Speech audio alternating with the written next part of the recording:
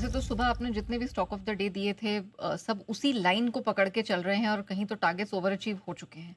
अब आप कहाँ देख रहे हैं? आर आर आर पहला रिलायंस ओके। जो हमने कहा भी कि बहुत मजबूत है, दिन के लिए जरूर 1340 जहाँ खुला था वहाँ तक के लेवल थे, लेकिन उसको भी पार करके जिस तरह की तेजी दिखाई है रिलायंस ने, ये कुछ अलग ही दिखाने को तैयार। अब ये स्टॉक 1450 वाला बनने की तैयारी में है, अब इसको उस तरफ जाना ही है। 1450-1500 से इसने करेक्शन की शुरुआत की थी, 1200 के नीचे तक आया था। अब पुरानी ग्लोरी को ये पार, ये इसका मूव सेम वैसा है जो आपने 1675, 1650, 1700 में HDFC का देखा था। यस।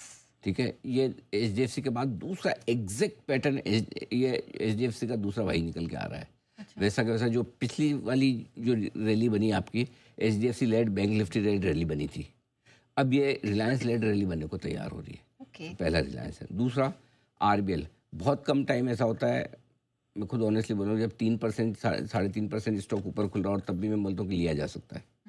वो सुबह आज RBL था, खुलने के साथ ही नहीं तो मैं भी बोलता हूँ यार अब डे ट्रेंड में क्या होगा। तो हमारा बहुत व्यू क्लियर था, 8-10% की तेजी वाला स्टॉक है। और मैंने आज साफ साफ लिख के बोला कि शॉर्ट मत करना और कुछ भी करो, आपसे लिया जाए ना लिया जाए मत करना, बेचना मत कम से कम। तो आई एम श्योर कि काफ़ी लोग बचे होंगे। अब ये अलग बात है कि नीचे मौका नहीं दिया, लेकिन आज का टॉप क्लास स्टॉक है।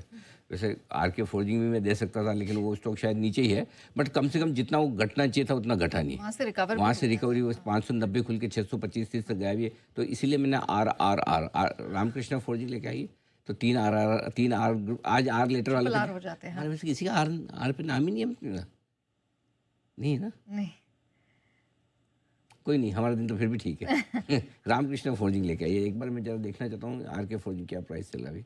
620 देख लीजिए। तो ये भी स्टॉक है, आज इनकी कॉन कॉल हुई थी, और कॉन कॉल में मैनेजमेंट ने साफ कहा कि जो भी नुकसान होगा, अगर नुकसान निकल कर आएगा, वो हम प्रेफरेंस शेयरों के जरिए भरेंगे, हम कंपनी पर कोई वो नहीं आने देंगे। इसलिए स्टॉक की गिरावट भी लिमिटेड रही। और उसमें मेन चीज़ ये कि प्रमोटर का इंटेंट दिखता है।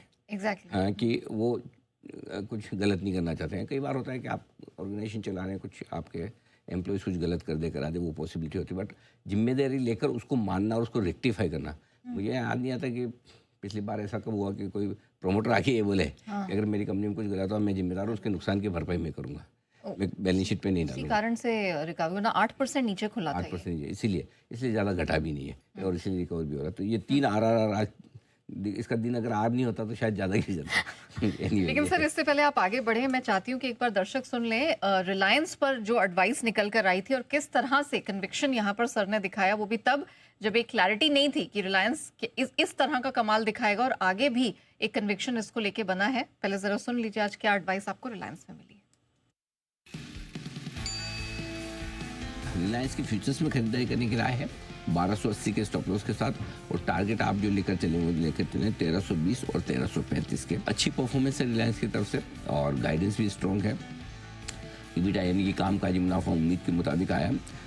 ऑयल टू केमिकल बिजनेस और रिटेल बिजनेस, इन दोनों में अच्छी परफॉर्मेंस आई है, मार्जिन अच्छे इंप्रूव कर आए हैं। अब समय आ रहा है जब रिलायंस यहाँ से अंडर परफॉर्मेंस करना बंद कर दे, मार्केट परफॉर्मर या मार्केट से बेहतर परफॉर्म भी करना शुरू कर सकते, तो रिलायंस के नंबर उस लिहाज से ठीक है।